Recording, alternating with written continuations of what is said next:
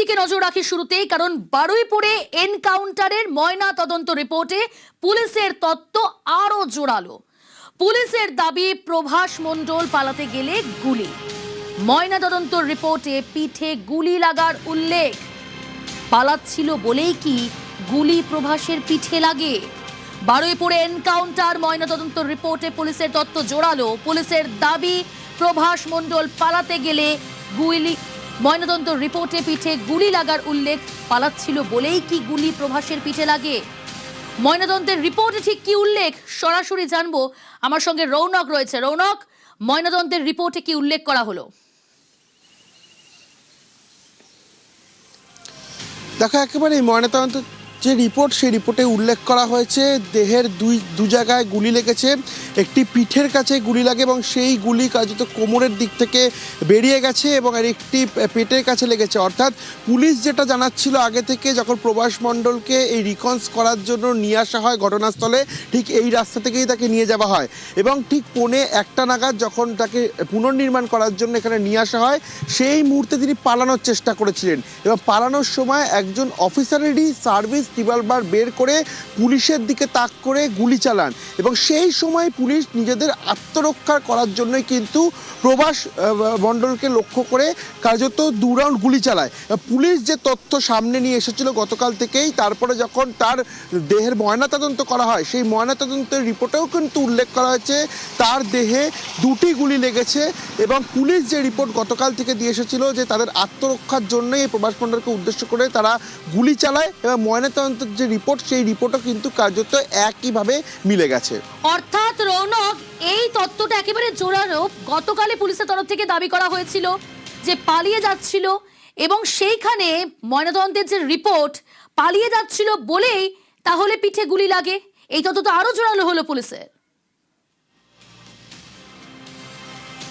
দেখো, একেবারে যেটা তারা প্রথম থেকেই বলে আসছিল, যখন তাকে পুনর্নির্মাণ করার জন্য নিয়ে আসা হয়, ঠিক সেই সময় তিনি পালিয়ে যাচ্ছিল এবং শুধু পালিয়ে যাচ্ছিল না, পুলিশের সার্ভিস রিভলভার তিনি ছিনিয়ে নেয় এবং পুলিশকে লক্ষ্য করে গুলি করে। তখন পুলিশ নিজেদের আত্মরক্ষার জন্যই কিন্তু এই প্রভাস মণ্ডলকে লক্ষ্য করে গুলি চালায় এবং না হলে তিনি কিন্তু পালিয়ে যাচ্ছিলেন। এবং শুধু তাই নয়, যে ঘটনায় পুনর্নির্মাণ করার যে ঘটনাস্থল, সেই জায়গায় কোথা থেকে এক্সিট পয়েন্ট রয়েছে, কোথায় এন্ট্রি পয়েন্ট রয়েছে, সেটা কিন্তু এই প্রভাস মণ্ডল খুব ভালো করেই জানতো, কারণ তার বাড়ি থেকে কিছুটা দূরেই এবং নির্জন এলাকা। রাতের বেলায় যখন তাকে পুনর্নির্মাণের জন্য নিয়ে আসা হয়, সেই জায়গায় কিন্তু একটা আশঙ্কা ছিল তিনি পুলিশকে গুলি করে, পুলিশকে লক্ষ্য করে গুলি করে তিনি সেখান থেকে চম্পট দিত এবং যখন তিনি গুলি চালায় এবং পালিয়ে যাওয়ার চেষ্টা করে, ঠিক তখনই কিন্তু পুলিশ নিজেদের আত্মরক্ষার জন্যই এই প্রভাস মণ্ডলকে লক্ষ্য করে গুলি চালায় এবং ময়নাতদন্তের যে প্রাথমিক রিপোর্ট, সেই প্রাথমিক রিপোর্টেও কিন্তু উল্লেখ রয়েছে যে তার উল্লেখ রয়েছে ময়নাতদন্তের প্রাথমিক রিপোর্ট। আর সেখানেই পালাচ্ছিল বলেই কি গুলি প্রভাসের পিঠে লাগে? এই প্রশ্ন, এই তত্ত্ব আরও কিন্তু জোরালো হচ্ছে। এদিকে বারুইপুরে এনকাউন্টারে ময়নাতদন্তের রিপোর্ট, সেই রিপোর্টে কি কি উল্লেখ করা হয়েছে অবশ্যই জানার চেষ্টা করব। তবে প্রভাসের শরীরে 2টি গুলির ক্ষত চিহ্ন।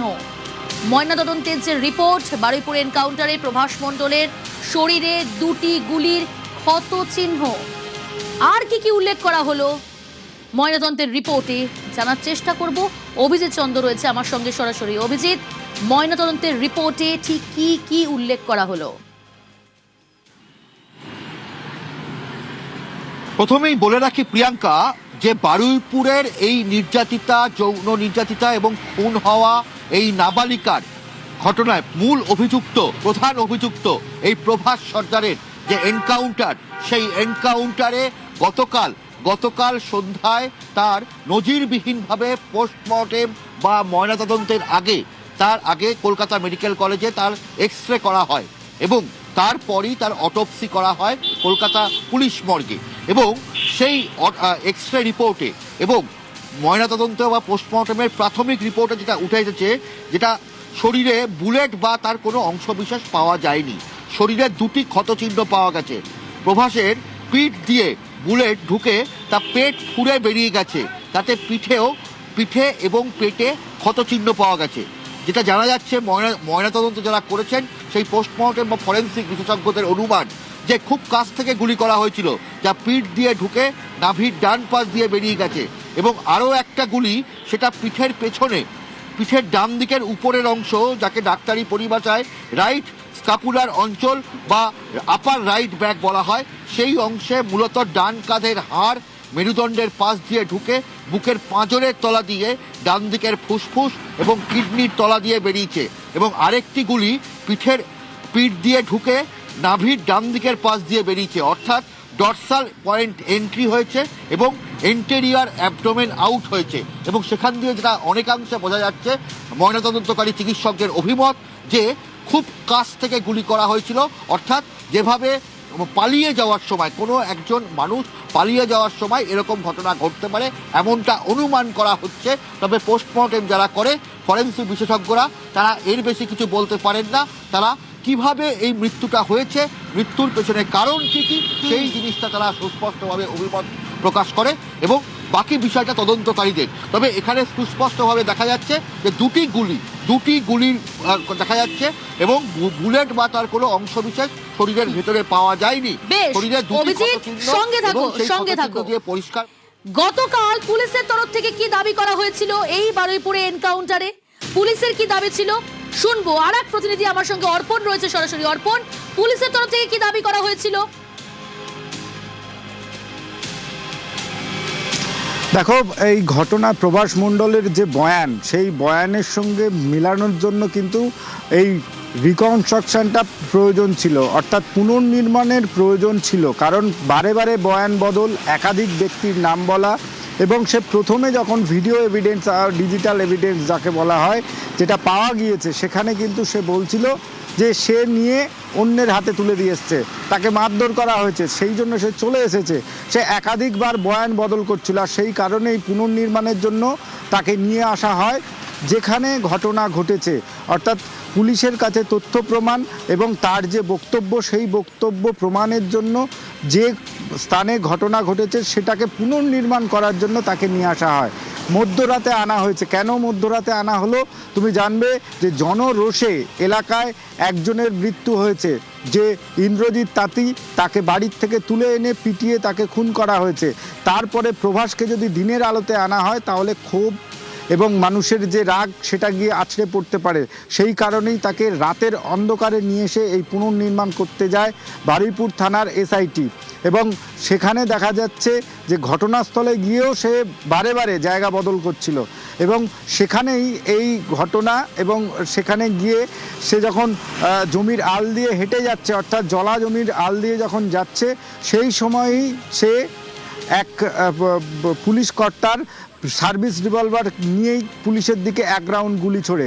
এবং সেখান থেকে যখন সে পালিয়ে যেতে চায়, তখন আর এক এসআইটির সদস্য সে গুলি চালায় এবং সেই গুলি তার পিঠে গিয়ে লাগে এবং বুকের পাঁজর ভেদ করে বাইরে চলে আসে।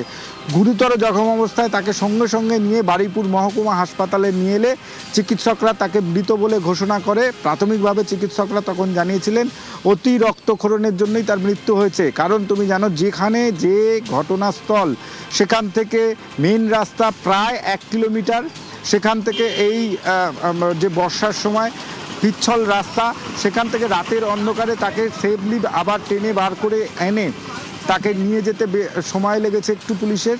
এবং বারুইপুর হাসপাতালে যখন নিয়ে যাওয়া হয়, চিকিৎসকরা তাকে মৃত বলে ঘোষণা করেন। এই যে এনকাউন্টার কেন করতে হলো, তার মূল যদি বলতে হয়, নির্যাস যদি বলতে হয়, যে এই ঘটনায় পুনর্নির্মাণ ছিল অত্যন্ত প্রয়োজন। এবং যেহেতু তার বয়ানের ভিত্তিতে 4 জনকে সেই সময় গ্রেপ্তার করা হয়েছে, এবং তাদের বয়ানের সঙ্গে প্রভাসের বয়ান আকাশ পাতাল ফারাক হচ্ছিল, এবং সে যে বয়ান দিচ্ছিল প্রত্যেকটি বয়ান কিন্তু ভুল প্রমাণিত হচ্ছিল। তার কোন বয়ান প্রথমে ঠিক হয়েছে? তার একটাই বয়ান ঠিক হয়েছে যে সে মেয়েটাকে নিয়ে তাকে অপহরণ করে নিয়ে যায় এবং তারপরে তারা 4 জনের সঙ্গে দেখা করে। কারণ ডিজিটাল এভিডেন্সে যেটা দেখা গিয়েছে যে রেল লাইনের ধারে 4 জনের উপস্থিতি এবং সেখানে প্রবাসের উপস্থিতি টাওয়ার ডাম করে দেখা গিয়েছে। তাদের মোবাইলের টাওয়ার লোকেশন সেখানেই ছিল। তারপরে যে যার মতো বাড়ির দিকে চলে যায়। অর্থাৎ এই যে পুনর্নির্মাণ, তার বক্তব্য এবং পুলিশের তদন্তে অগ্রগতি আনার জন্য তাকে আনা হয়। সেখানে এসে পুলিশকে লক্ষ্য করে যখন সে গুলি চালায়, তখন বাধ্য হয়ে নিজেদেরকে আত্মরক্ষার্থে পুলিশ গুলি চালায় এবং সেই গুলিতেই প্রবাসের মৃত্যু হয়। বেশ, বারুইপুরে এনকাউন্টার নিয়ে নানান প্রশ্ন ইতিমধ্যেই সমাজ মাধ্যমে উঠতে শুরু করেছে।